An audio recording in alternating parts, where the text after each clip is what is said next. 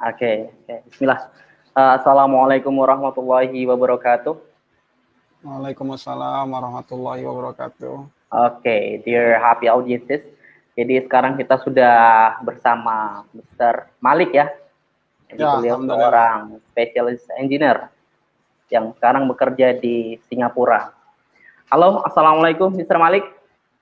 Ya, alhamdulillah. Waalaikumsalam warahmatullahi wabarakatuh. Pak Huda. Gimana kabarnya, Mister? Alhamdulillah, baik, baik. Toib, toib. Aduh, sangat ceria ya kelihatannya ya, sangat fresh di sini. By the way, di sana sudah jam berapa, Mr. Malik? Sana sekarang jam 9 ya, beda 1 jam di Jakarta. Oh, Lebih beda cepat. 1 jaman ya. Lebih cepat di sini sejam. Di Singapura ya sejam. Oke.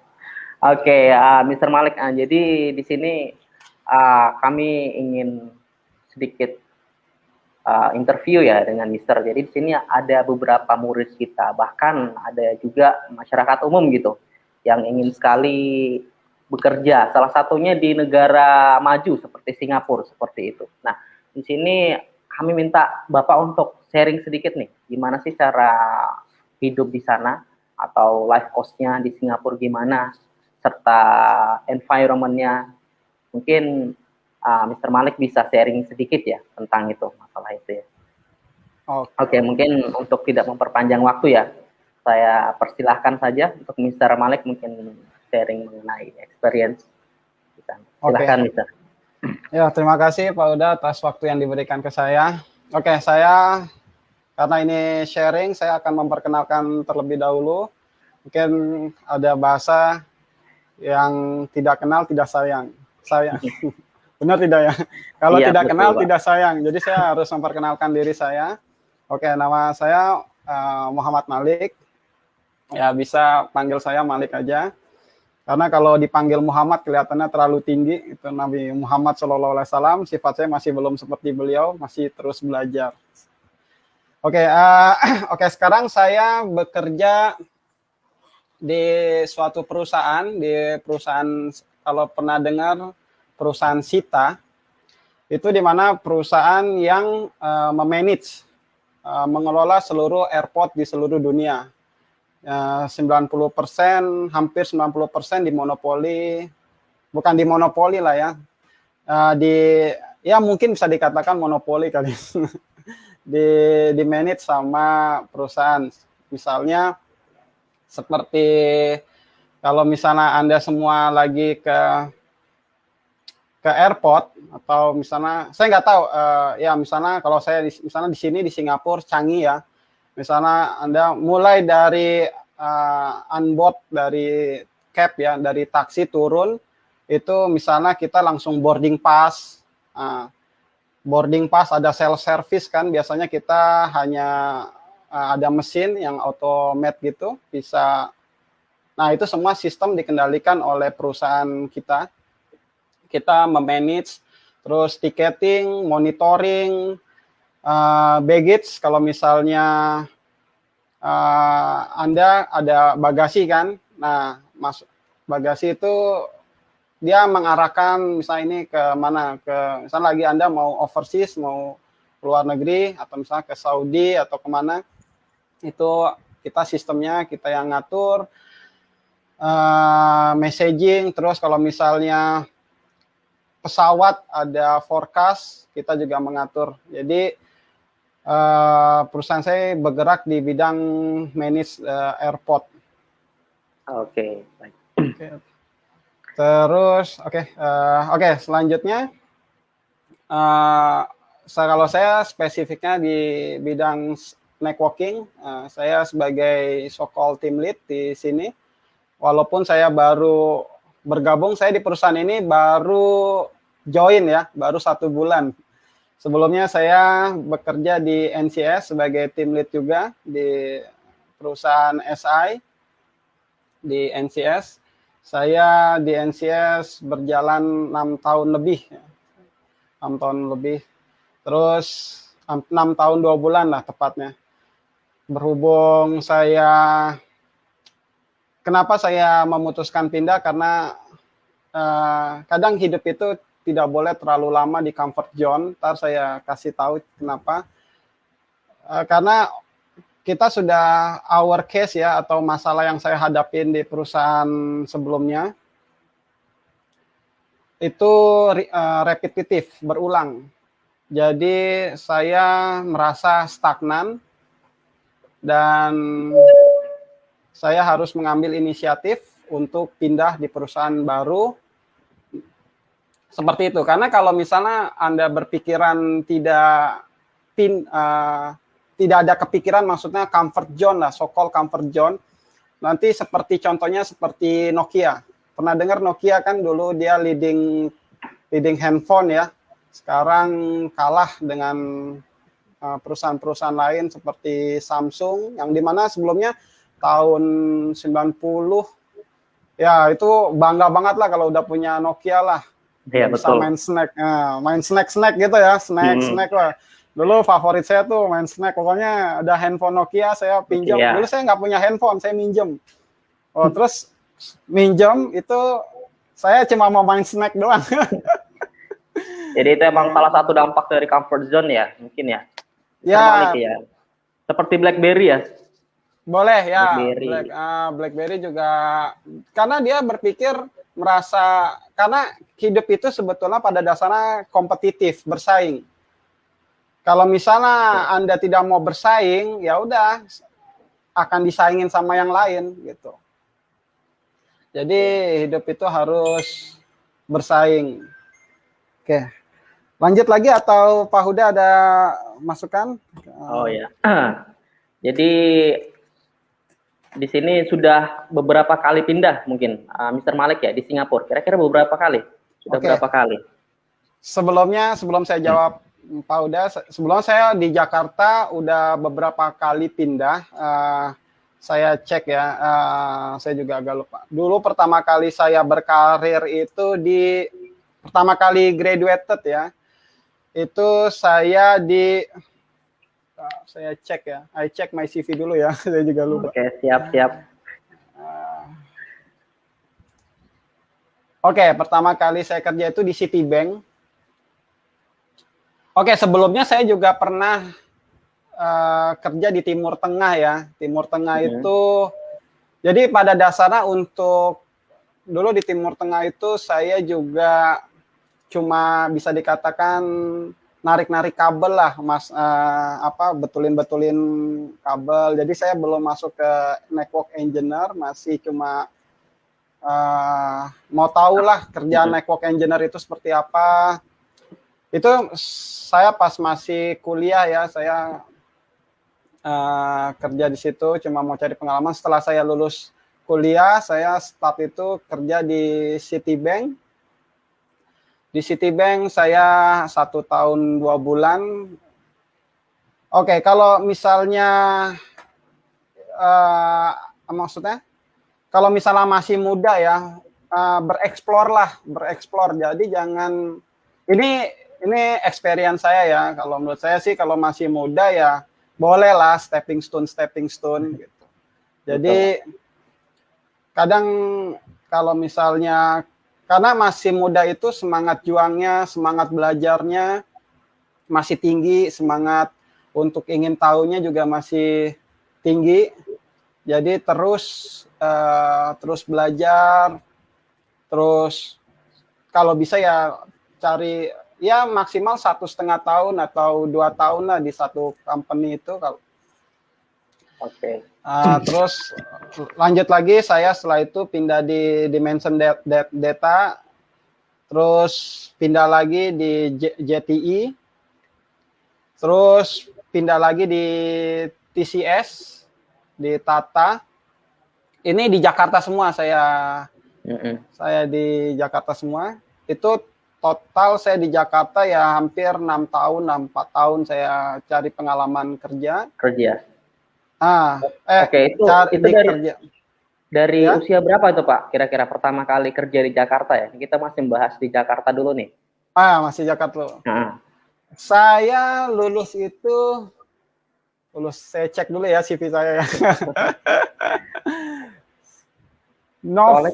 Start dari 2010 saya.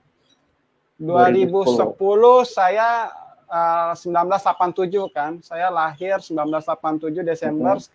Ya sekitar umur saya itu kalau 2010 berapa ya? 22 tahun ya, 22 tahun ya. Ya. Jadi langsung lulus kuliah langsung nyari job gitu, Pak ya. Oh ya, saya ngasih highlight ya. Kalau misalnya baru lulus itu jangan berpikiran duit. Nah, ini kadang orang salah persepsi ya. Kadang misalnya sudah merasa dia, mohon maaf ya, lulusannya di negeri lah atau apalah, terus merasa bahwa wah seharusnya saya dapat segini nih gitu. Iya betul. Nah, itu apalagi ya universitas, apalagi universitas ternama seperti itu, Pak ya. Itu patokannya sudah salary itu. Biasanya dia mau jaga gengsi, jaga image. Ini pengalaman saya ya, kalau misalnya Anda tidak setuju ya terserah, karena pasti ada yang tidak setuju, ada yang setuju ya terserah.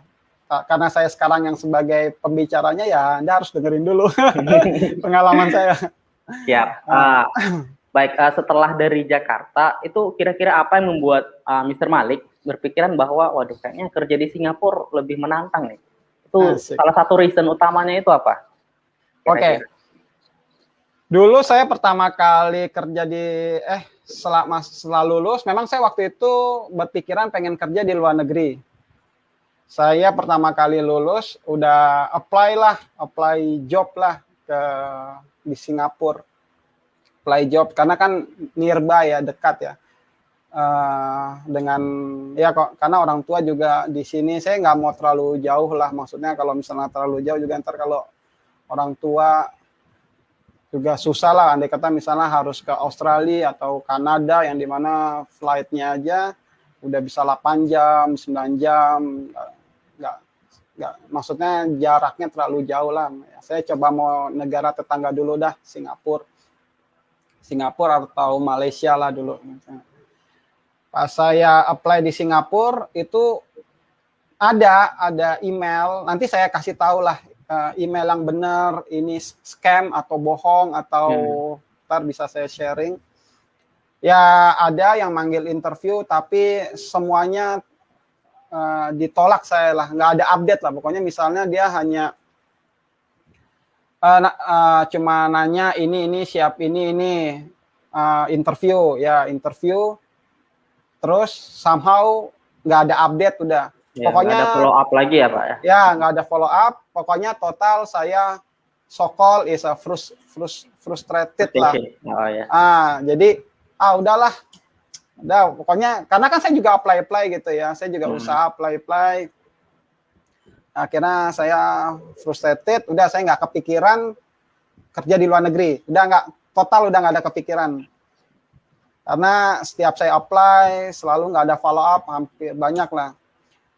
Ini saya bisa berbicara kayak gini karena saya sudah berhubung dengan umur juga, saya jadi ngerti lah, maksudnya dulu kan saya juga berpikiran duit lah, sama seperti kalian semua, mungkin saya berpikiran duit, maksudnya saya kerja harus dapat duit nih yang besar nih, padahal setelah saya jalanin kehidupan itu ya ada benar ada tidak, tapi menurut saya sih mendingan ya kalau fresh graduate itu nggak usah terlalu berpikir duit dulu. Iya. Kita cari orientasinya harus pengalaman dulu gitu Pak ya. Ya pengalaman, terus karena kan kita juga nggak tahu kan dunia kerja itu seperti apa gitu kan. Nah, jadi pengalaman, jangan berpikir uang dulu lah, pengalaman ya setidaknya ngertilah fresh graduate di Jakarta misalnya, tapi jangan terlalu bawah harga sih, maksudnya fresh graduate kan bisa nyari lah, maksudnya fresh graduate di Jakarta itu berapa sih per kisarannya, misalnya anggap 5 juta, nggak tahu kalau sekarang, dulu sih sekitar berapa ya, 5 juta berapa, 3 enggak, ya sekitar segitulah.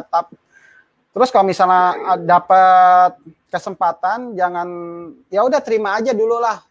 Terima aja, misalnya range-nya 5 sampai 7 lah misalkan, atau 4 sampai 6 lah misalkan ya. Terima aja dulu lah, misalnya 4 atau ya misalnya 4 juta misalnya. Terima aja dulu, bersyukur dulu, terus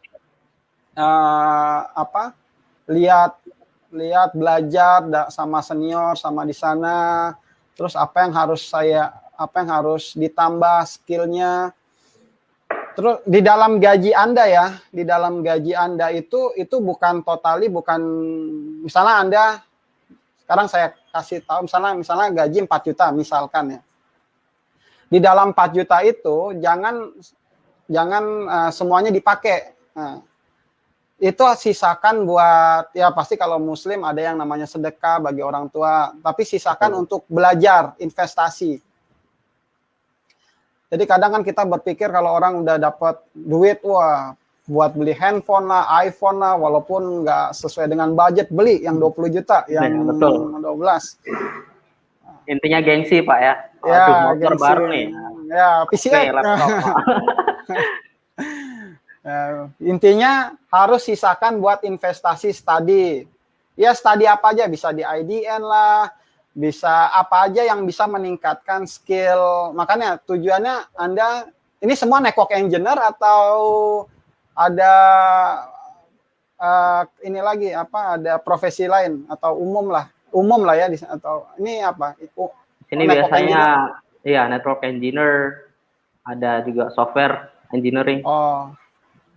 Oke lah, misalnya umum lah atau jadi biasakan skill Anda itu satu bidang. Karena kan Bruce Lee juga pernah berbicara kan, saya lebih takut sama orang yang punya satu jurus tapi diulang-ulang terus. Dan saya tidak pernah takut sama orang yang banyak jurus tapi nggak pernah diulang-ulang. Nah, jadi ngerti nggak maksudnya? Jadi ya sesuai skill. Misalnya saya nih ya, network engineer, sampai sekarang experience saya udah 10 tahun lebih, itu saya tetap konsisten di network engineer. So how to be expert ya? Mungkin maksudnya ya, seperti itu. Expert ya. Flying jam terbang lah. Jam terbang expert. Tapi kan sekarang kan network engineer kan terus teknologinya terus berubah. Kan? Jadi kita harus tambah skill ini lagi, skill ini, tapi tetap di bidang network engineer gitu. Kalau misalnya Anda di software engineer, kan berubah kan, ada SQL, Python, apa tuh. Nah, tapi ruang lingkupnya tetap di software engineer atau di bidang-bidang lain. Ya, tetap jangan misalnya terlalu jauh lah, misalnya dari network engineer terus jadi marketing atau kan beda jauh gitu. Nggak paralel gitu. Ya, nggak paralel. Oke Pak. Di sini saya ingin bertanya nih Pak. Jadi untuk apply job di Singapura ya, khususnya di Singapura, ini negara tetangga dulu nih, nggak usah jauh-jauh dulu. Itu untuk yang disiapkan pertama kali, kira-kira apa itu? Apa yang harus kita siapkan itu Pak? Oke. Khususnya network engineer ya, sesuai dengan jurusan Bapak. Pertama, karena kan kita kan sebagai expat ya, jadi yang harus dia siapkan adalah Anda harus ahli dulu. Jadi bukannya saya downgrade Anda ya, maksudnya look down Anda ya. Sekarang Anda misalnya fresh graduate atau middle ya, skill Anda lah. Anda harus jadi expert dulu, bukan berarti nggak ada chance untuk kesini walaupun Anda skillnya masih middle atau fresh graduate. Ada, semua itu ada kesempatan, tapi menurut saya yang lebih, karena dia juga sama, dia punya citizen kan, punya warga Singapura di sini, pasti dia akan, warganya juga harus dapat opportunity kan. Jadi sebelum dia ngambil orang asing untuk dipekerjakan di sini, pasti dia harus fresh graduate citizen di sini, yang orang Singapura di sini harus dapat kerja dong, ngerti nggak maksudnya? Jadi dia lebih memprioritaskan warganya sebelum ngambil dari warga asing. Ya, lebih prefer ke warga dulu ya daripada datang seperti itu. Ya, ambil contoh misalnya di negara kita ada orang Cina, ada orang India, kesel kan? Wah, tapi lebih kalau di negara kita kayaknya lebih dari abroad duluan nih, lebih prefer ke negara asing dulu lah. nih. Ya sebetulnya pada dasarnya sifat manusia itu sama. Orang Singapura juga kalau melihat ada orang asing, ada itu ya sama aja. Jadi ya namanya udah sifat manusia kan, envy, jealous, terus seperti itu. Jadi kalau jawaban yang tadi saya ke Pak Huda, harus expert dulu. Misalnya ya semua itu Allah ya, di luar dari expert, karena kalau Allah ridho semua bisa terjadi lah, walaupun belum expert juga, walaupun masih fresh graduate atau tetap aja ada jalan. Kalau dulu saya, alhamdulillah, dulu juga saya alumni dari IDN, kalau Pak Huda tahu dari. Oh, dari IDN juga. Iya, makanya Mas Dedi ngundang saya. Betul. Rata-rata yang diundang sama Mas Dedi itu alumninya dari IDN. Insya Allah. Ya makanya saya ya udahlah Mas Dedi lah. Oke. Di sini ada pertanyaan nih, Mr. Malik, dari mungkin salah satu siswa ataupun guru dari IDN. Namanya Muhammad Bayram nih. Oke. Kalau Mas Malik di kantor posisinya dan kerjaannya lebih fokus kemana, Mas? Atau banyak juga yang dikerjain? Ya sekarang kan saya kan sebagai tim lead ya, senior spesialis. Ya banyak juga yang dikerjain. Kalau misalnya saya mau share screen ya, apa aja sih yang saya kerjain sekarang? Nah, bisa saya. Oke, boleh. Wah, di-share ya. Ini job desk. Oke, bagi yang audiens, bagi yang ingin bertanya atau yang mempunyai pertanyaan bisa langsung komen ya di YouTube IDN. Ya. Oke, ini job desk saya yang baru.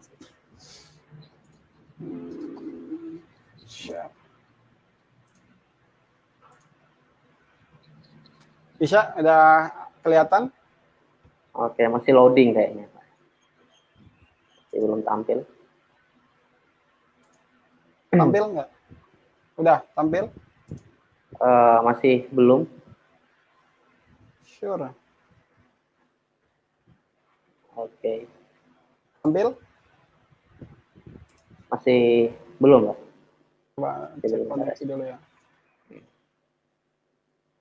My koneksi oke ya. Oh, oke. Oke. Ya. Oke. Ya, ini jobnya saya, responsible saya, ya memang bisa dikatakan saya megang banyak teknologi ya. Ntar saya kasih tahu. Saya megang F5, saya megang, ini ada teknologi yang harus saya kuasai.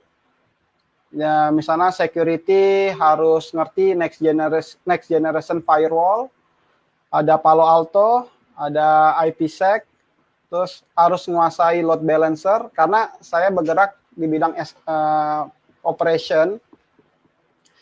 Jadi kalau misalnya ada permasalahan dari junior nggak bisa selesai, dieskalasi ke saya. Dan ini adalah yang harus kita kuasai ya. Misalnya kalau misalnya Cisco network kan Cisco routing, kalian harus bisa menguasai BGP, MPLS, OSPF, ini semua harus kelihatan kan Pak ya? Ya, betul, kelihatan. Oke, tapi saya cuma mau ngasih saran ya. Kadang orang itu ya, ntar bisa saya experience saya pernah menginterview seseorang ya. Kadang orang yang, mohon maaf ya ini kalau misalnya saya nggak sistematik ya dari ini ke interview. Karena ya, saya juga mau, kadang interview itu ya, yang interviewnya ke orang yang mau apply job, kebayang nggak? Misalnya saya interview Pak Huda. Betul. Itu biasanya orang kayak usernya mau interview, misalnya saya user ya, mau Pak Huda apply job ke saya. Itu biasanya saya sebagai user mau show off, ngerti nggak? Oh ya betul. Jadi mau dikasih tahu semuanya gitu kelebihannya. Mau misalnya kalau mau supaya Pak Huda itu nggak keterima, jadi maksudnya gimana ya? Ditanyanya yang detail gitu. Ditanyanya misalnya header BGP, header ini sampai spesifik ya. Kita kan sebagai orang sampai down ya. Sampai down, sampai ini orang mau terima saya atau mau muji saya gitu sih? Gitu. Karena ini yang saya dapetin ya, karena kita juga, misalnya saya di perusahaan sebelumnya kan, kita kan nggak sampai gimana, yang penting kita tahu prinsip kerjanya. Teknologi ini, protokol ini berjalan di mana, ngerti bagaimana konfigurasi ini. Sebetulnya dasarnya basically is enough. cukup lah, nggak usah sampai tanya detail ini. Seperti itu sih kadang ya, seperti itu kadang orang yang ya, makanya semua itu ya tergantung si usernya lah. Kadang usernya juga mau show off, mau gimana, atau dia itu mau ya ngerti lah maksudnya lah ya. Dan makanya kalau nanti saya kasih tips and triknya lah bagaimana menghadapi user-user yang sifatnya seperti itu. Kejawab nggak pertanyaannya atau belum? Oke, baik. Nah, di sini ada pertanyaan lagi nih, Pak. Nah, sebentar. Oke, di sini dari Espinal Adrinaldi. Oke, Afwan, saya baru join. Untuk lingkungan kerja di Singapura, seperti apa ya, Pak? Mohon maaf jika pertanyaan tersebut sudah dibahas. Kebetulan belum kita bahas nih, Pak ya. Untuk lingkungan kerjanya. Oke, kalau di Singapura itu multi-racial, multi country ya. Jadi di sini ini memang di Singapura ini didominasi untuk IT ya, India. Iya, betul. Pokoknya ya, dulu saya juga kesel ya, India, pokoknya big boss India. Sekarang semua kalau saya perhatikan ya, sebelum saya ngejawab pertanyaannya Mas Espinal ya, sebelum dulu saya juga sekarang ya kita juga nggak boleh envy juga, misalnya kenapa India bisa menempati posisi-posisi strategis ya. Sekarang misalnya kita ambil Google aja CEO-nya India juga kan, Sundar Pichai. Ya, terus Microsoft juga, nah siapa tuh? Pokoknya mostly India. Di Singapura juga rata-rata juga perusahaan itu dipimpin oleh India. India, bukan Cina Pak ya? Ya, Cina ada tapi kebanyakan lah, karena kalau IT lebih dominan. Itu kenapa kok bisa dipimpin banyak? Karena dia Inggrisnya fluent. Inggrisnya oke, terus dia pinter komunikasi. Walaupun prakteknya belum tentu. Misalnya dia mau ngejelaskin masalah apa gitu. Wah, bagus dia ngejelasinnya, komunikatnya. Dia kayak ngomong bahasa Inggrisnya itu udah nggak mikir. Saya aja juga di sini hampir alhamdulillah jalan 7 tahun masih mikir mau apa nih. Ya seperti kita ngomong saya sama apa udah nggak mikir kan. Iya, betul. Ya udah kayak fluent aja lah, kayak air mengalir. Bahasa ibunya sendiri ya. Udah kayak bahasa ibu sendiri gitu. Iya, padahal dasarnya sih India juga bahasa ibunya kan Tamil ada juga, jadi dia nggak mother tongue-nya English sih, tapi somehow dia oke. Sama seperti Malaysia juga kan, mostly juga Malaysia juga Englishnya oke kan. Bisa dilihat dari misalnya kayak perdana menterinya kalau ngomong bahasa Inggris oke semua. Semua rata-rata juga teman saya yang orang Malaysia kerja di sini juga bahasa Inggrisnya so far oke. Di Singapura sendiri juga sebetulnya pada dasarnya mother tongue-nya di sini ini ada 4 bahasa. Ada English tapi not really English ya, di sini so-called is Singlish ya, karena dia itu campur dengan Mandarin. Karena di sini kan majority kan Chinese ya. 70% di sini Chinese. Jadi dia kalau ngomong bahasa Inggris ada lahnya, misalnya gimana ya? Pokoknya ada lah gitu lah. Oh ya, ada accent khusus China ya, emang susah dihilangin gitu accent khusus China itu masuk lah. Lah misalnya cheaper lah, pokoknya lah gitu. Betul. Terus ya jadi jadi majority itu di India, jadi dia itu juga kayak ada geng-gengnya juga ya. Misalnya sini ada Filipina juga, kalau dulu saya di perusahaan lama atau perusahaan sekarang juga yang orang kitanya itu sedikit, bisa dihitung pakai jari. Terus kerja di sana sama aja sebetulnya kerja sama seperti di Jakarta. Kadang kan juga di Jakarta juga ada kan yang senior maunya sama senior, nggak mau ngobrol sama junior, kan ada kan? Betul. Yang jaga image lah, kadang ya senior maunya sama sesuai dengan levelnya. Yang junior juga kadang mau nanya sama senior, tapi senior jawabnya ketus ya, maksudnya Jawabnya Singkat. jadi akhir Singkat padat. misalnya masa gini aja nggak bisa. Kadang kan juga orang junior kan juga kadang sakit lah dibilang kayak gitu, akhirnya ya sama. Semua pada dasarnya environment di Singapura juga sama aja, ya geng-geng juga, gap-gap juga. Jadi ya tergantung bawaannya dari mana. Kalau dulu kalau saya sih berbaur aja lah. Berbaur aja, misalnya saya berbaur sama orang Filipina, berbaur sama orang Myanmar, berbaur sama orang Chinese, benar-benar Chinese ya, bukan Cina Singapura ya. Bedanya Chinese Singapura sama Chinese mainland ya, yang dari sana itu saya itu udah bisa ngebedain nih. Kalau misalnya saya ngobrol itu saya tahu ini Cina Singapura, maksudnya orang citizen Singapura yang mohon maaf Chinese, atau China dari mainland, dari negara China. Atau terus ya pokoknya saya karena udah di sini lama, saya bisa ngebedain ini orang Filipina dari aksennya lah, dari cara logat bicara. Ya intinya semua sama. Semua sama. Bagaimana Anda membaur aja maksudnya ya udah membaur aja lah, maksudnya ya. Kalau dari segi tekanannya ini dari atasan kira-kira gimana?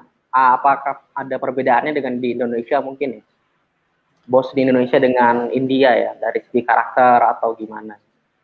So far sih sama sih, so far juga selama Anda tidak buat masalah, terus sosok nggak ada masalah ya oke-oke aja sih, sama aja. Mungkin di Jakarta misalnya Anda kerja di network engineer, Anda kerja baik, ya juga bos juga biasa, oke kan sama aja kan. Jadi tekanan juga nggak ada, yang penting kerjaan ya kita yang penting profesional aja, profesional, terus ya udah profesional aja, kerjain yang memang your job desk, nggak usah beyond your job desk. Misalnya job desk saya cuma segini, ya udah profesional aja, misalnya kerjain, nggak usah ya, terus follow up ke customer, misalnya Anda project atau misalnya Anda operation kan perlu follow up kan, gimana isu ini solve or not, udah ya follow up, jangan sampai nggak di follow up, terus jangan sampai customernya itu eskalasi ke manajer.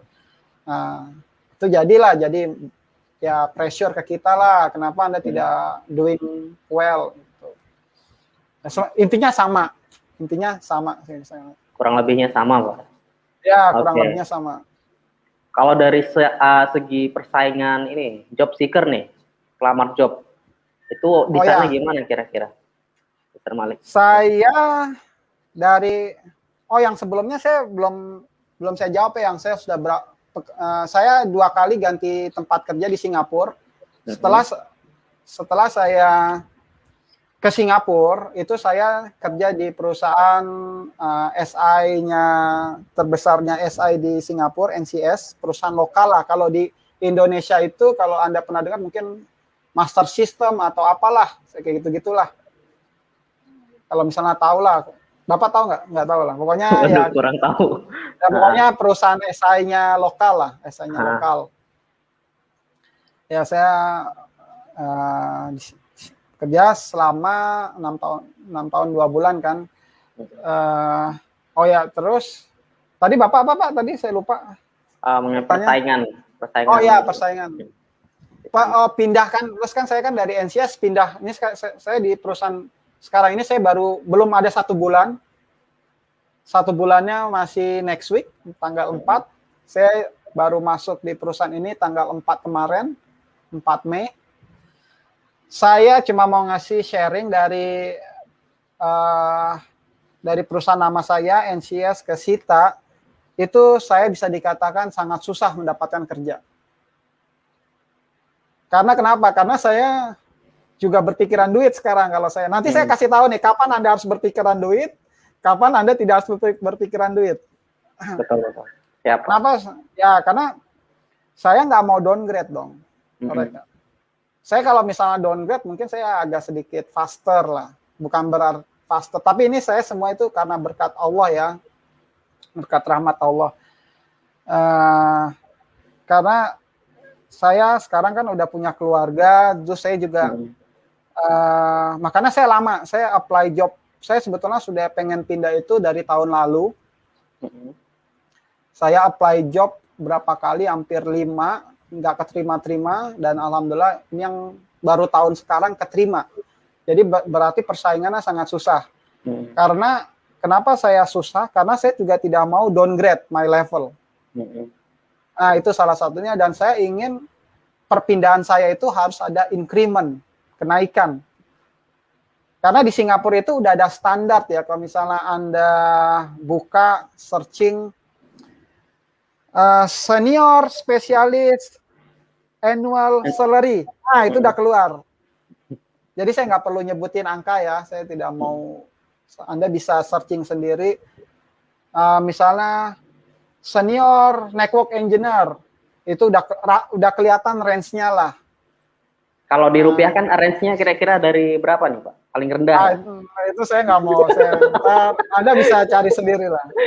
Karena di sini kita nggak kurang etis lah maksudnya lah.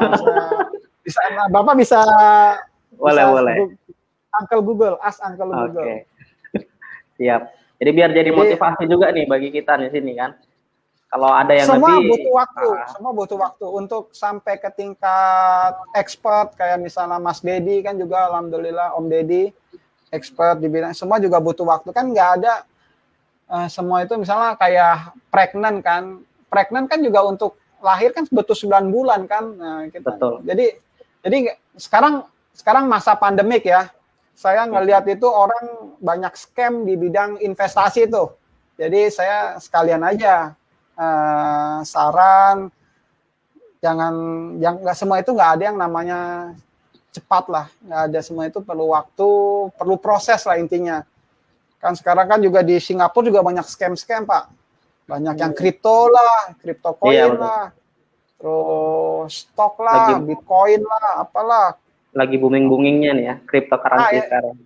Itu banyak scam sih kalau misalnya.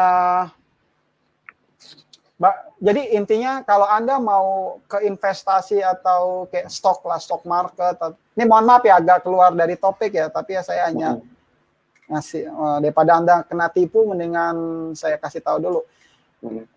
Kalau misalnya Anda mau investasi, pokoknya harus belajar dulu lah, belajar dulu gimana pergerakan market itu seperti apa. Jangan, kalau enggak kasihan lah, misalnya Anda udah saving money, totonya masuk ke market, duit Anda hilang semua atau kena, ya jangan sampai terjadi seperti itulah, kasihan. Mendingan duit Anda buat belajar lah, investasi itu investasi buat belajar lah. Betul. Seperti itu. Oke. Udah kejawab belum pertanyaan? Oke, alhamdulillah sudah. Sini ada dari Espinal lagi ya. Pak, kalau pandangan orang-orang dari berbagai negara ya terhadap orang Indonesia khususnya, apakah baik atau buruk nih? Khususnya orang Indonesia. So far sih alhamdulillah bagus ya. So far untuk network engineer bagus, karena kalau orang India biasanya udah dicap suka itu dia lulus karena gitu. Dam itu gimana itu Pak? Seperti apa dam? Dam itu dia misalnya lulus karena kan, ya maksudnya ngafalin jawaban lah, misalnya ngafalin jawaban. Iya. Kan kayak misalnya sertifikasi kan biasanya kan ada damnya lah, benar nggak? Dam misalnya dia ngafalin jawaban, jadi nggak murni gitu ya.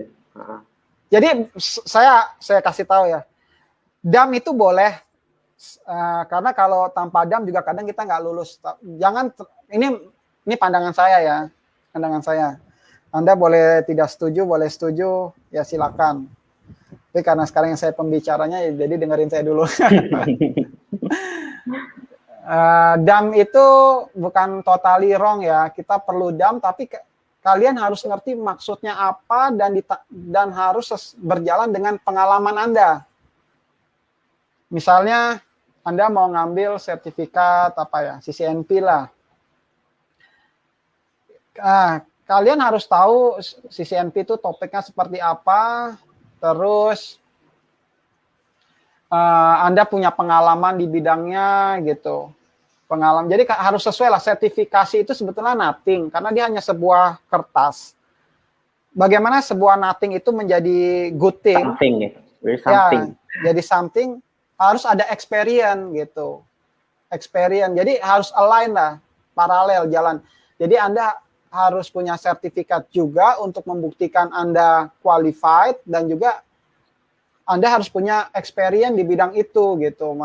Makanya kenapa untuk fresh graduate atau itu ya pengalaman kerja dulu gitu. Pengalaman kerja tuh sambil ngejar sertifikat gitu. Jadi ada pengalaman, harus sejalan. Nah, kadang kita punya pengalaman ya. Kadang ada juga punya tipe orang yang seperti ini ya. Ada juga orang yang mau ngambil sertifikat. Dia hanya mau pengalaman aja. Ya bagus sih, tapi dia untuk mendapatkan kerja agak lebih sedikit slow. Karena sebagai user atau sebagai HR harus punya bukti dong. Kalau dia itu qualified di bidang itu. Ngerti nggak, Pak? Betul. Jadi misalnya, bukan hanya sekedar kertas doang gitu, Pak ya. Emang track recordnya emang juga ada harus maksimal gitu ya. Seperti itu. Misalnya saya punya pengalaman hitung-hitungan 1 kali 1 sampai 100. Saya expert di bidangnya. Tapi saya juga harus punya sertifikat yang membuktikan saya lulus di bidang perkalian gitu loh. Kadang ada juga orang yang hanya mau tahu pengalamannya aja, nggak mau ngambil sertifikat karena mahal misalnya, karena budgetnya nggak ada. Padahal semua itu bisa diakalin ya, semua itu bisa di planning sebetulnya. Misalnya saya ahli perkalian, saya tidak mau ngambil sertifikat perkalian, saya hanya mau pengalamannya aja. Jadi kalau misalnya orang tanya 1 kali 3 misalnya atau 5 kali 2, oh saya 10, saya cepat, pengalaman oke, bagus. Tapi nggak ada pembuktian kalau Anda itu udah punya sertifikat, itu juga salah. Itu juga salah, karena pas Pak Huda apply job ke saya juga butuh pembuktian kalau Pak Huda punya sertifikat lulus perkalian. Kebayang nggak? Betul. Emang harus balance berarti antara pengalaman dan juga sertifikat. Tapi kalau misalnya hanya punya sertifikat, nggak punya pengalaman, itu juga nggak boleh juga. Kurang bagus juga, Pak. Ya, misalnya dia punya sertifikat perkalian. Tapi saya tanya, Pak, udah 5 kali 3, 10. Lah kan salah. Terus nanti malah dibully, ngerti nggak? Nanti pas seandainya dia somehow keterima kerja gitu ya. Nah, nanti rekan-rekan kerja dia bully. Alah, dia CCNP bohongan lah, atau misalnya CCI bohongan lah, atau gimana. Kebayang nggak? Betul, kebayang. Ya, saya minum dulu ya, Pak ya. Siap. Silakan, Pak. Oke, di sini ada pertanyaan lagi nih, Pak. Ini dari salah satu guru ataupun mahasiswa kita ya. Dari Muhammad Bayram nih, Kak, tips dan saran untuk fresh graduate agar lebih semangat dan nggak mental down nih. Karena yang saya tahu kan yang namanya fresh graduate ya baru-baru terus butuh pengalaman di kantor barunya gitu. Oh, fresh graduate. Ya udah, Anda nggak usah kenapa harus down. Misalnya Anda ngakuin misalnya saya fresh graduate. Ya udah, jadi kadang seniornya itu jangan terlalu expect, maksudnya gimana? Kita terus belajar aja. Kalau misalnya salah ya udah, semua salah ya, melakukan hal yang salah. Ya. Tapi jangan sampai terus-terusan salah lah. Misalnya kita salah sekali, 2 kali, ya jangan salah-salah terus. Kadang kan orang juga atasan atau senior juga ngelihat kok dikasih yang ini, misalnya kasih case atau masalah ini kok salah pertama oke lah. Tapi kalau misalnya udah salah 2, 3 atau 3 lah, orang juga udah kesel lah, kan udah diajarin lagi, udah diperbaikin lagi, maksudnya udah ini. Kadang biasanya kalau yang senior baik kan udah diajarin ini loh caranya, ini stepnya, tapi masih dilakukan kesalahan lagi ya kan. Kadang kita juga sebagai senior atau itu kan juga kesal juga lah. Ya dari diri kita yang fresh graduate juga harus belajar. Iya, harus terus belajar ya, koreksi. Belajar ya, makanya di gaji Anda itu, misalnya gaji Anda yang fresh graduate misalkan atau 4 juta. Di gaji Anda yang 4 juta itu, dari duit Anda itu harus siap dimarahin. Jadi itu ada duit marah, duit dimarahin sama atasan. Duit untuk investasi. Jadi di duit itu ya memang ada duit untuk siap dimarahin, siap investasi. Ngerti nggak maksudnya? Jadi ya memang udah kita dibayar ya udah dimarahin ya udah kita perbaikin. Jadi di dalam duit itu makanya kalau misalnya ya maksudnya ya sisakan duit untuk belajar lah, investasi, anggap nabung 500.000 misalnya. Sekarang saya training di sini, training di mana aja lah, misalnya di IDN atau di mana aja lah. Misalnya harga training, memang harga training mahal-mahal ya. Apalagi di sini training itu gila-gilaan. Makanya juga saya nggak pernah attend training di sini. Di sini harga training bisa 3.000 seminggu loh, 3.000, 30 juta lebih. Terus alhamdulillah alhamdulillah masih ada training-training yang kayak IDN yang atau yang lain, alhamdulillah yang masih bisa terjangkau, dan juga apa yang diajarkan juga sama gitu. Jangan berarti karena ini trainingnya maksudnya nggak semua itu sama gitu. Saya aja juga training, saya juga investasi training ya, maksudnya belajar juga dari online. Misalnya kalau ada Udemy kan, misalnya nih kalau misalnya saya share, kelihatan nggak? Udemy. Udemy di sini juga bagus. Ya kalau misalnya Anda punya motivasi untuk self study ya, ini juga oke. Nih, saya juga di sini belajar. Saya juga di sini belajar banyak sini, dan alhamdulillah di sini harganya juga terjangkau lah. Harganya bisa ya sekitar ya paling mahal-mahalnya berapa sih harga, misalnya Anda mau cari apa sih, mau cari sini misalnya Anda mau cari apa CCNP atau apa, CCNP security atau CCNP security, kelihatan sharingnya? Kelihatan. Jadi di sini untuk platform study online gitu ya Pak ya?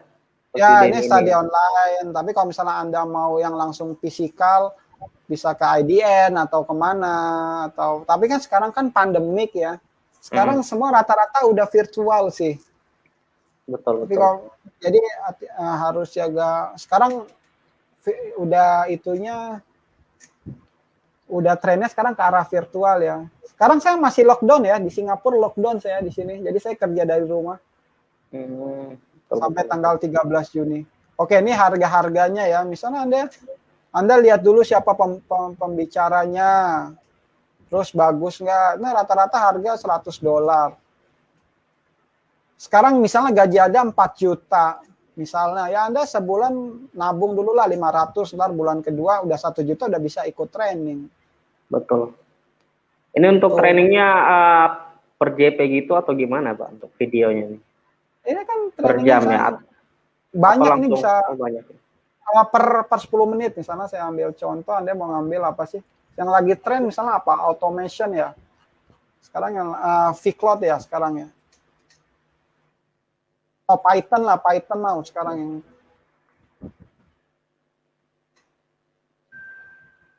Nah, ini 138 misalnya Anda mau belajar. Betul. Sebetulnya pada dasarnya kadang ya untuk investasi kayak gini Anda bilangnya mahal, tapi untuk beli-beli yang lain bilangnya murah. Betul.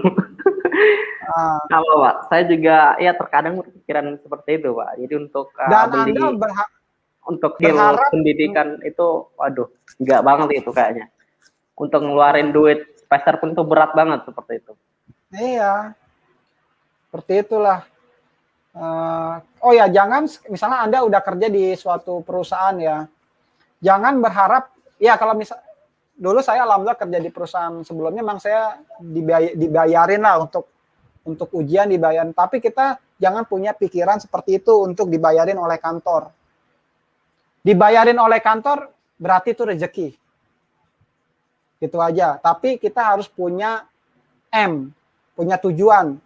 Saya setiap tahun setidaknya harus punya new skill yang berhubungan dengan skill saya. Gitu. Kalau misalnya dapat dibiayain sama kantor, itu rezeki, gitu aja pikirannya. Tapi jangan berarti kita harus rely sama kantor. Jangan kalau nggak dibayarin kantor, saya nggak mau belajar kalau nggak misalnya sertifikat nggak dari kantor, saya nggak mau ini ngejar sertifikat atau apa. Jangan berpikiran seperti itu. Siap. Itu untuk kebaikan kita juga ya. Invest leher ke atas lebih bagus Pak ya daripada perut ke Iya, bawah ya. betul. Sekarang invest handphone mahal-mahal cuma mau gaya, ya alhamdulillah lah itu harus dirubah itu mindsetnya tuh. Oke, baik Pak. Di sini ada satu pertanyaan Pak dari Arisli. Pak, bagaimana menjadi programmer yang jago? Di mana kita tahu banyak lulusan IT yang tidak bisa coding, mungkin dalam artian expert gitu ya, susah untuk menjadi expert gitu.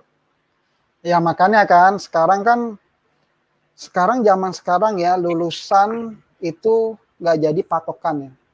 Mau dia lulusan negeri, lulusan saya bukan lulusan negeri. Saya hanya lulusan, kalau Anda lihat di LinkedIn, saya hanya lulusan Universitas Dharma Persada. Lulusan yang dikatakan ya biasa-biasa aja lah, swasta yang biasa. Tapi jadi sekarang yang kita butuhkan adalah skill. Yang kita butuhkan skill, bukan yang kita butuhkan lulusan. Ini pendapat saya ya. Kadang kalau misalnya pendapat Anda berbeda ya silakan. Menurut saya sekarang yang dibutuhkan adalah skill. Skill itu nggak perlu, ya setidaknya lulus, setidaknya S1 lah ya. Oke lah, setidaknya baseline-nya ada S1 lah. Tapi setelah itu Anda tingkatin skill lah. Kalau tadi dia bilang misalnya lulusan tapi nggak jago program, ya karena di lulusan itu juga dia nggak spesifik kan. Kadang kan dosennya juga nggak terlalu expert juga kan. Ya Anda harus belajar sendiri lah. Anda harus belajar, Anda harus cari tahu. Seperti itu. Terus ada punya rasa ingin tahu lebih gitu.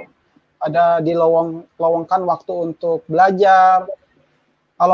Ya makanya masa-masa muda itu bagus lah buat belajar lah. Kalau misalnya kayak saya itu, sebetulnya saya itu udah nggak harus technical sih, udah harus manajemen seharusnya saya. Karena ya gimana ya, karena orang technical itu harus sering hands on, sering. Kalau saya itu seharusnya udah bagian tinggal nyuruh-nyuruh orang. Iya betul. Ada tipe misalnya dari lulus sampai umur 30 lah ya, itu masih oke lah, terus dikejar tuh. Kalau misalnya dari lulus 21 sampai umur 27 itu harus terus dikejar, terus belajar, jangan di waktu buat main pacaran lah. ya gitulah maksudnya. Oke. Harus bisa diluangkan waktu untuk belajar lah. Ya Pak. Oke Pak, di sini ada pertanyaan lagi nih Pak ya. Dari Sigit Nugroho nih, Pak, di Singapura lebih diutamakan ijazah pendidikan atau S1 atau sertifikat networking? Ini yang lebih mendukung yang mana kira-kira? Ya, kalau saya, di luar dari itu memang semua itu bisa dikatakan untung-untungan juga sih. Yang telah saya bilang tadi kan kita harus expert dulu. Karena yang utamakan ijazah pendidikan S1 atau sertifikat. Kalau bisa sih dua-duanya sih ya. Dua-duanya. Karena Singapura juga melihat S1 juga sih. Karena nanti kalau misalnya makanya baseline-nya itu setidaknya S1 lah, baseline ya. S2 itu sunnah lah. S1 itu baseline, S2, S3 apalah selanjutnya itu bisa dikatakan sunnah lah. Tapi kalau mau ngambil ya boleh. Tapi ya menurut saya sih S1 baseline, terus selanjutnya tingkatkan skill Anda. Anda harus expert karena sama halnya Anda penduduk, seandainya Pak Sigit penduduk Singapura misalnya ya. Anda mau otomatis Pak Sigit habis fresh graduate ingin dapat kerja dong, ya kan di Singapura. Misalnya Anda Pak Sigit orang Singapura. Ya sama. Jadi Singapura itu akan memprotek warganya dulu. Betul. Memprotek warganya. Ntar orang asing ekspat masuk, warganya pengangguran. Logikanya gitu kan. Marah lah, demo lah. Atau sini demo nggak boleh sih. Ya maksudnya komplain lah atau ngasih kritik lah atau gimana. Ya makanya Anda harus expert dulu. Karena dia tetap Singapura itu tetap akan Oke, beruntungnya IT masih tetap banyak dicari karena Singapura itu jumlah penduduknya sedikit ya, 6 juta ya, 6,5 juta. Itu udah termasuk foreigner ya, dan pokoknya penduduk aslinya itu cuma 3 juta ya. Terakhir saya baca 3 juta berapa, dan perusahaan di sini juga banyak yang perusahaan-perusahaan asing investasi di negara Singapura kan, karena aman lah ini. Untuk bidang IT so far setahu saya banyak kesempatan untuk IT. Jadi alhamdulillah yang Anda yang di IT, makanya rata-rata teman saya itu banyakkan IT semua, yang orang-orang Indo. Jarang yang finansial, jarang yang ini, karena memang kebanyakan IT yang masih banyak ini. Masih luas lowongannya ya Pak ya? Masih ada kesempatan lah. Tapi untuk Anda mau apply, ya dimanapun lah Anda harus expert dulu lah, karena pada dasarnya logikanya kan negara itu akan melindungi warganya dulu kan. Kalau sampai dia udah cari warganya apply, terus dia masih ingin membutuhkan orang yang expert di bidang ini, dia akan cari dari luar. Tuh, makanya di sini perbandingannya 7:3. Lokalnya 7, 3-nya asing. Oke, Pak. Terima kasih atas jawabannya Pak ya. Oke, mungkin sudah terjawab ya Pak Sigit. Kemudian ada pertanyaan lagi dari Hilmi Fauzi. Halo Pak, mau nanya, pas awal-awal kerja di Singapura, apa saja sih yang perlu disiapkan? Administrasi apa itu yang mungkin cukup sulit untuk dikerjakan? Pas awal-awal kerja di Singapura. Jadi awal-awal kerja di Singapura ya enjoy aja lah. Dari Singapura dulu pertama kali saya ke Singapura itu 2 Februari 2015. Itu pertama saya kerja di Singapura, pertama kali kerja saya 2 Februari 2015. Saya masih ingat karena memang biasanya orang-orang kalau yang ingat itu biasanya ada emosional yang kuat. Mungkin karena saya terlalu exciting, karena jadi saya terlalu ingatlah kapan saya menginjakan kakinya di Singapura. Pertama kali saya kerja tanggal 2 Februari 2015 itu saya pertama kali kerja di kantor baru ya. Itu saya bahasa Inggris juga sama halnya seperti kalian, setidaknya bisa ngertilah apa yang dia ucapkan, apa yang dia mau gitu. Untuk fluentnya juga still not really fluent. Yang penting dia ngomong apa kita tahu mau kemana gitu, mau apa yang harus dikerjakan. Saya juga kesulitannya itu waktu saya berbicara sama orang India, ya, itu dia logatnya ada sambil gitu-gitulah. Aksennya nggak common gitu ya Pak ya? Aksennya pokoknya gitu-gitu dah. Itu terus saya praktis karena mau nggak mau kita memang harus berhubungan sama orang-orang gitu, orang-orang ya memang majority memang dikuasai oleh orang India.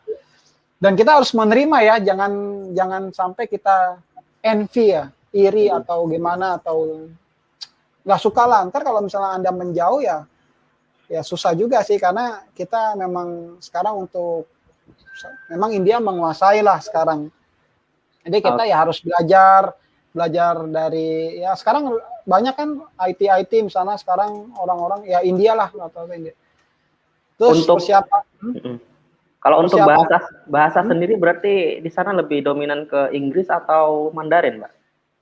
Inggris ya. Jadi di sini gini. Ke Inggris ya. Ya, di sini ini ada 4 bahasa yang tadi sudah saya jelaskan, ada Tamil, English, Malay, English, Tamil, Mandarin, Malay. Oke.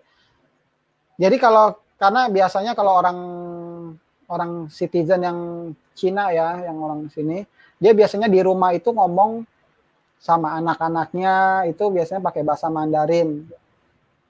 Sama orang India yang citizen di sini ya, bukan yang dari mainland India ya.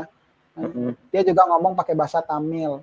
Sama halnya orang kita yang Malay ya, di sini biasanya ngomong sama di rumahnya itu pakai bahasa Malay.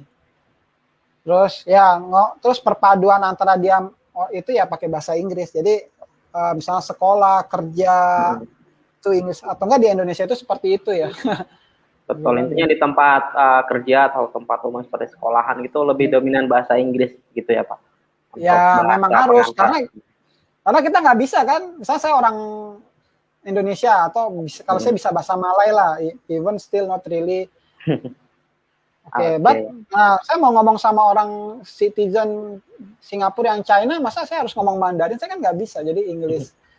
Seperti itulah intinya. Oke, baik. Nah, di sini ada lagi Pak. Ini banyak nih pertanyaannya nih Pak. Jadi mungkin masih punya waktu kan Pak ya? Masih ada sedikit waktu. Ya. Oke. Mungkin ada beberapa pertanyaan lagi.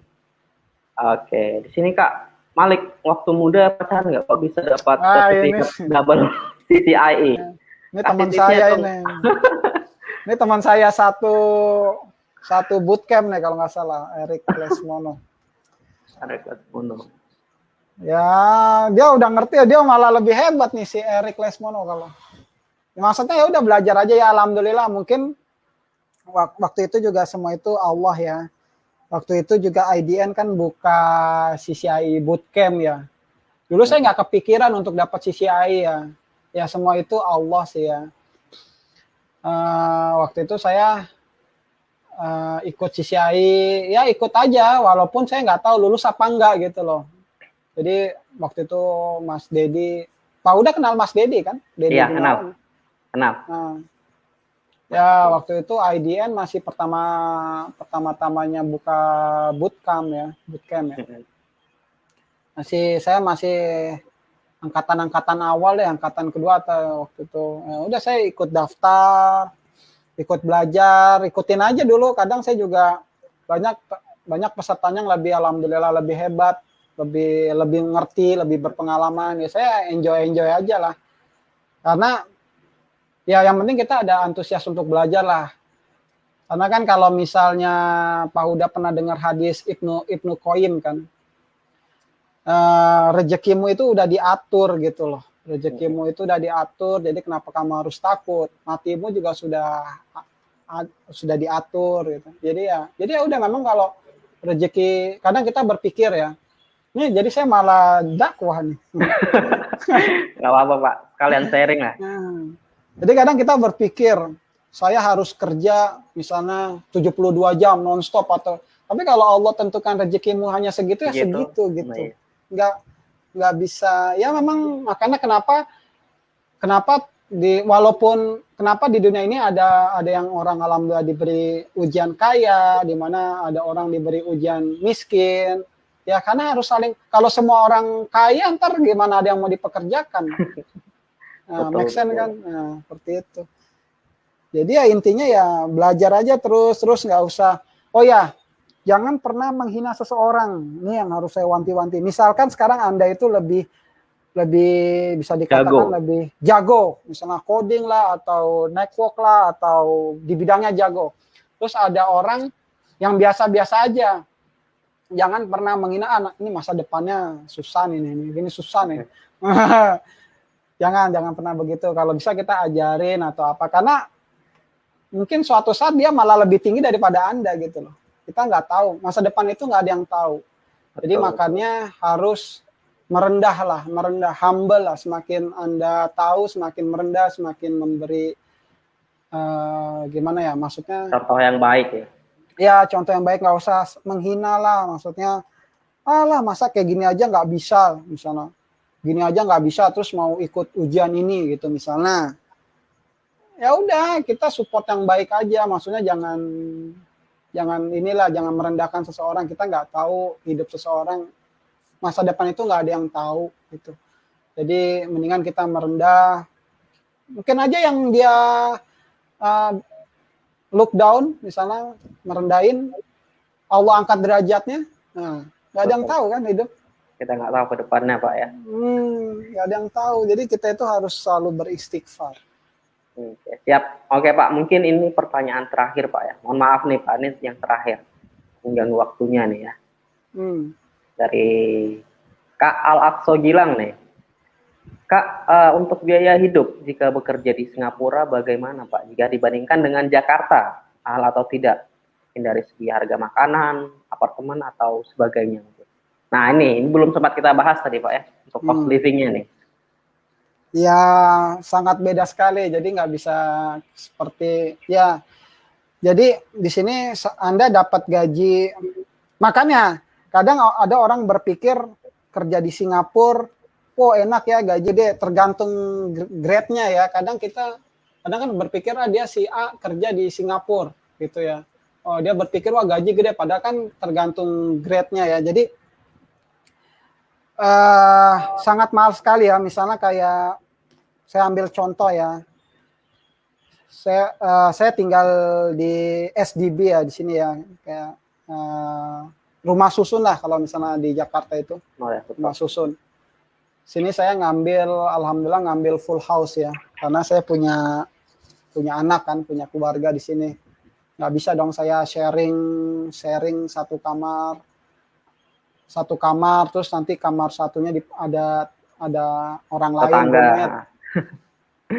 Nah, itu jadi saya ngambil di sini sebulan saya bayar 1.900. 10 Kaliin juta, aja 11 juta ya. 11 jutaan ya, kira-kira. Itu untuk rumah susun doang itu, untuk kontrakan lah, rumah susun. 1.900 Pak, 1.900. Ada 900-nya, sekitar 21 juta. 21 juta, wow. Nah, per bulan ya, itu baru bayar rental Pak. Wow, baru itu rental. Uang bulanan Pak? Per bulan Bulanan itu? Pak, per bulan Kira Pak. kalau di sini udah berapa tahun itu dapatnya? Terus belum termasuk elektrik, belum termasuk internet, belum yang lain-lainnya. Kalau ini saya aja alhamdulillah juga harus proper banget nih. Apalagi kalau hidup sama keluarga, bawa keluarga di sini benar-benar harus manage benar nih. Jangan ngasal-ngasal nih. Ntar alhamdulillah nih. Terus ya total bisa sekitar 24 juta buat elektrik, internet. Ini belum makan, belum sekolah anak, belum ya pokoknya Ya, tadi apa sih pertanyaannya? Mahal atau? Ya mahal lah. Terus harga makanan, kalau makanan sih bisa dikatakan hampir sama. Makanan nggak terlalu beda. Ya misalnya di sini makanan, nah makanan yang bisa kita hemat dari di sini adalah makan. Makan biasanya saya masak atau sekali-sekali belilah. Kalau mau tahu harga makanan di Singapura, Anda ke mall. Nah itu makanan Singapura. Kayak misalnya kurang Anda lebih seperti itu Pak ya? Ya, misalnya Anda ke Senayan City atau rata-rata kan $80 kan, 80.000. 80.000. Nah itu makanan harga-harga Singapura itu seperti itu. Kayak misalnya di sini ya even ada yang murah, misalnya nasi lemak masih ada $3, $4, tapi rata-rata udah $5, $4 ya rata-rata ribuan berarti Pak ya? Ya, rata-rata 50.000. Belum minum ya $7 ya $7 lah ya. Untuk ya, nasi lemak kalau di Indonesia kisaran 5.000 6.000 dapat itu Pak. Ya, benar. Ya, seperti kalau dari segi kendaraan nih gimana Pak? Saya pernah dengar itu di Singapura itu untuk sewa pajaknya ya, pajak kendaraan itu sangat tinggi ya. Gimana? Apakah Pak Malik punya kendaraan pribadi atau gimana? Alhamdulillah saya pakai public transportation aja. Tapi boleh kalau misalnya saya sharing ya, saya juga pernah nanya. Jadi sini kendaraan hanya boleh 10 tahun ya. Maksimal 10 tahun. Dia itu sangat, kendaraan di sini dihitung ya. Kendaraan sini dihitung dan sangat mahal ya, pajaknya juga. Misalnya kayak motor juga ya, misalnya motor yang 125 cc mungkin di Indo mungkin sekitar 20 juta bisa dapat ya. Iya betul. Tapi di sini motor yang 125 cc bisa 100 juta Pak. Wow. Dengan pajak gininya nyampe 100 juta.